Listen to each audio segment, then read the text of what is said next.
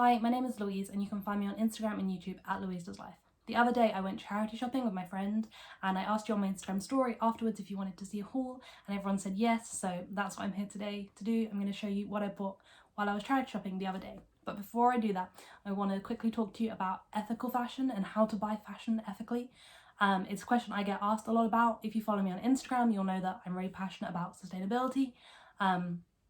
And a couple of people now have asked me what's the most ethical way to buy fashion. So I've written a blog post about it, which will be much more in depth, which I'll link below. But to give you a brief synopsis, here are my opinions. So first of all, fast fashion is awful. Partly because of the way it treats workers. If you look into fast fashion, the factory conditions and the pay for the people who are actually making the garments is awful. And the second issue with fast fashion is that it encourages us to use loads of materials. Oxfam did a campaign last year where they tried to get everyone to only buy secondhand clothes for the whole of September. It was called something like #secondhand September. And they encourage you not to buy any fast fashion for the whole of September. And they produced all of these infographics about how many materials it takes to make, for example, one t-shirt, and it's crazy. And when you think about, you walk into a shop and you're like, oh, I really like this t-shirt, but you don't actually need it. And all of the materials that have gone into that t-shirt when the planet is in the state it's in, it's a lot. It's just completely unnecessary. So then there are brands like, and I don't really want to call names because I'm going to talk badly about them, but brands like Organic Basics or Repesco or Tala, who are trying to do really good things and trying to produce fashion in an ethical and sustainable way. Which on the ethical side, in my opinion, is completely 100% great. But a lot of brands are greenwashing and they will say that they're using recycled materials, but if you look, they're still paying their workers really poorly, so you need to be careful of that. But that's not the brands that I just mentioned, but some brands are doing that, and be careful of greenwashing.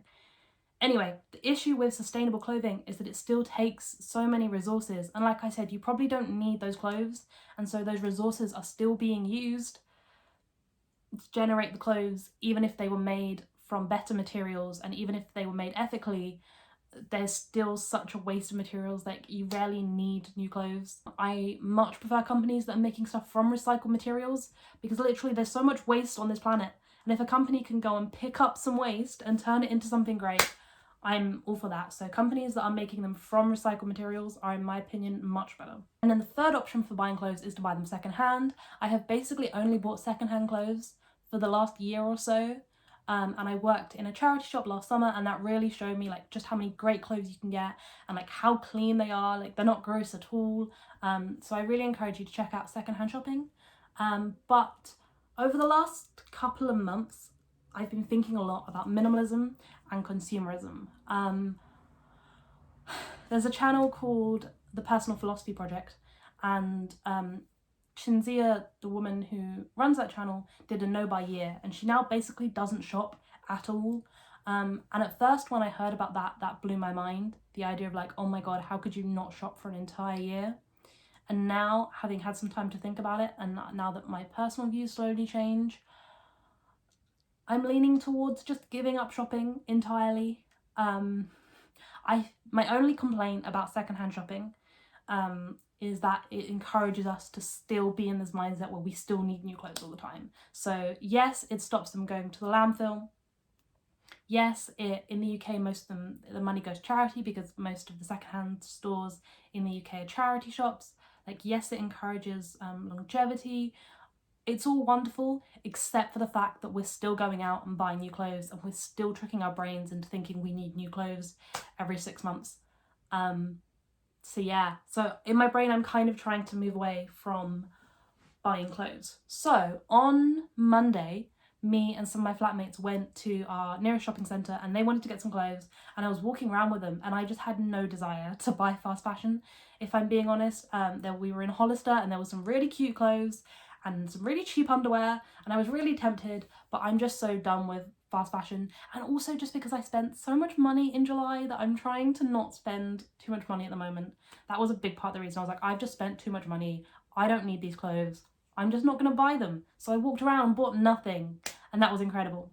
And then the next day, my friend Maddie, who I haven't seen since before lockdown in like 6 months, she texted me and said, I'm in town, do you want to go charity shopping? And I was like, yes, because I want to see her. I'd been thinking about this and how I didn't really want to buy any clothes, so I decided I would go with her. My aim was to buy like 2 or 3 really nice pieces of clothing rather than coming away with a whole sack full. I was like, I'm just gonna buy 2 or 3 things that I'll really love. So yeah, that's my views on fashion. I'm gonna stop talking now and I'm gonna show you what I got. So these are the clothes that I got. I came away with 5 pieces in the end. We went to Gloucester Road in Bristol, which there's loads of charity shops on Gloucester Road, which is why we decided to go there. Neither of us have ever been charity shopping there before. I've been to that road before, but I've never been charity shopping there. So I just thought it would be a fun thing to try somewhere new and see what we could get.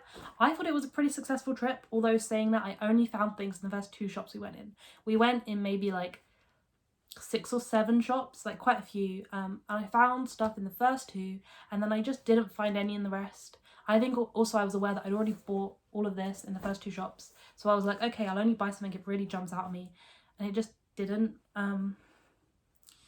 Yeah, so I bought 5 things, and I'm going to try them on for you. I'm also probably going to return some of them. As I said, I was only looking to buy a couple of items, but because of COVID, the changing rooms weren't open, so I bought a couple more things than I maybe would have, with the intention that I could just take them back if they don't fit me or if they don't work. Yeah, and when I try them on, if I'm like, no, then I can take them back. I'm trying to get really good at not just keeping things for the sake of it, so I'm only going to keep them if I try them on and I really love them. So the first 2 things I got were, we were in, I think it was Cancer Research, and they had a whole rail of like vintage and nice quality things, which was really cool. So I got this Dorothy Perkins shirt. It's a UK 14 and it cost me £6.50. And it's like this. I really like the print of this, if you can see. Yeah, and it's just this long sleeve shirt. It's I've already tried these on, so that's why it's a bit ruffled. It's really baggy and it's really nice, and the material feels really nice and soft. So yeah, so I was happy to pay £6.50 for this because it just seemed really well made and really great. Yeah, it's kind of the kind of thing my grandma would wear. Like, this is definitely out of my grandma's wardrobe, but you know what, I'm ready to rock that.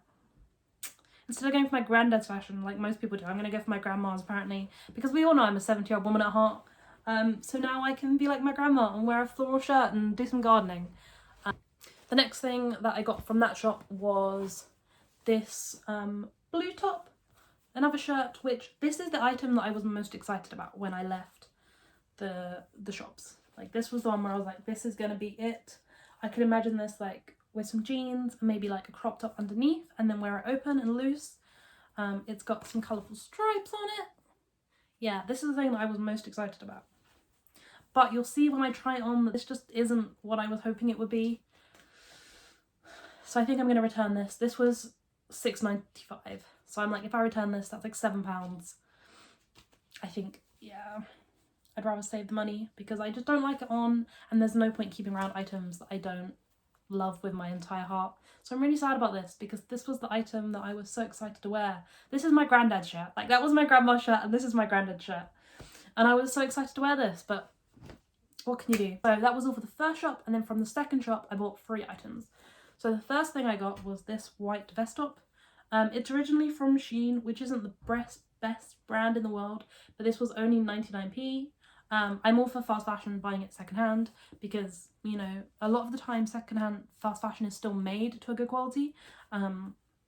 Like, it's still well sewn, and sometimes the fabric is still well lasting enough that if we're going to have fast fashion in the world, we should at least try and make it last longer. So yeah, it's just this little crop top. These buttons are a bit strange because there's no point in them. Like, can you see? Yeah, and I think I might unpick this bit of lace and then just have it be plain. I think that would suit my style more, just to have it be like a plain edge rather than this lacy edge. But yeah, and I thought this would look really nice with some jeans and then maybe under a shirt or something like that. I really like wearing blouses. We used to have to wear blouses in my sixth form, and so I have lots of blouses that I really like, so I just keep wearing them. But one way I found to dress them down a bit is to wear them open with a shirt like this underneath. And then this was the riskiest item I bought, which, having tried on, I'm probably going to return. But it was this pink shirt, and it's stripy. partly this was risky because I feel like this is the kind of material that I would just sweat through. It's like shirt material, like stiff shirt material, and I find I just sweat through that. But it was only $2.99, so I decided to buy it, and I can always return it. I'm trying to, as I said, not hold on to things. Even though it was only $2.99, there's no point in taking up space in my wardrobe if I'm never going to be excited to wear it. So I think this is going to go back. And then lastly, the thing that was probably the best find of this whole thing. So we were in the same shop and they had their rail of like nice and vintage clothes. And I was looking along and I saw this pair of trousers in a size 12, which is my size, and the hobs, and they still had the tag on. And I was just like, oh my gosh, like they originally cost £100. And I was like, I should just buy these and sell them.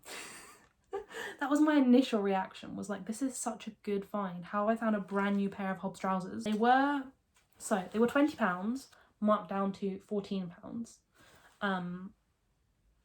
And yeah, I probably wouldn't have bought them if they were 20, but because when they were 14, I was like, I'm just gonna buy them and sell them. And then I put them back. I was like, no, Louise, that's stupid. Like, what if you can't sell them on Depop? Don't be so stupid. So I put them back, and then I was walking around the shop and I found the other items, and I just couldn't stop thinking about this pair of trousers. And I did like them. I just, you know, I'm not sure I would actually wear them. They're very businessy. I think I would wear them for working, but not for casually. And I have no internship this year. And I told myself that I wasn't allowed to buy smart clothes until I had an internship. And then I had an internship and it got cancelled. So I didn't get to go buy myself lots of business clothes this year, which breaks my heart. But I think I would wear these for work, but not for casual. So I was like, there's no point buying them. I'm not going to have any work to do till at least next summer. But I do really like them. Like, look how wonderful this colour is. But I've been trying to be minimalist, not buy things. Anyway, obviously the conclusion is that I bought them. They're here in my hands.